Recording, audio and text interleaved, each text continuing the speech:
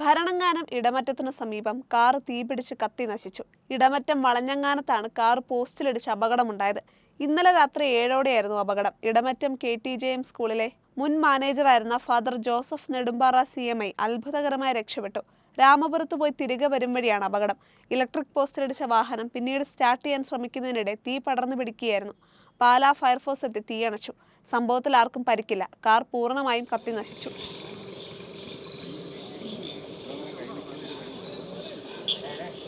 Line of ചെയ്യില്ലേ?